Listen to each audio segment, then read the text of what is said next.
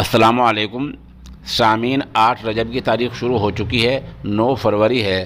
خبر کا عنوان ہے جمعیت علماء ہند نے مسکان خاں کی حوصلہ افزائی کی۔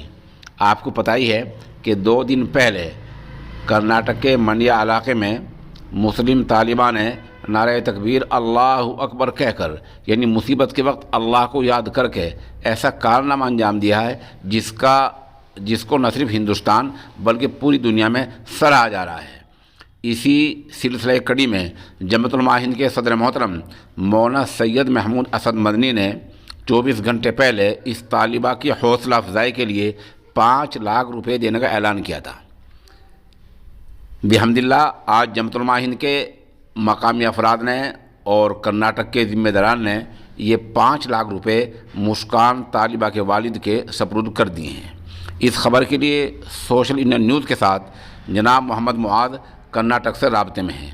وہ بتا رہے ہیں کہ ملک کی صورتحال بہت ہی خراب ہو چکی ہے، تعلیم گاہوں میں حجاب کا مسئلہ ہے، پورے صوبے کا ماحول خراب کیا جا رہا ہے۔ ایسے میں BCom سیکنڈ ایئر میں پڑھنے والی منیا کی ایک طالبہ نے ہمت اور حوصلہ اور ثابت قدمی سے ملک کی لاکھوں طالبات کو نہ صرف حوصلہ بخشا بلکہ ایک بہترین پیغام بھی دیا ہے۔ اس موقع پر جمعیت علماء ہند کے صدر محترم مولانا سید محمود اسد مدنی صاحب دامت برکاتہم نے مذکورہ نازک حالات میں ثابت قدمی کو سراہتے ہوئے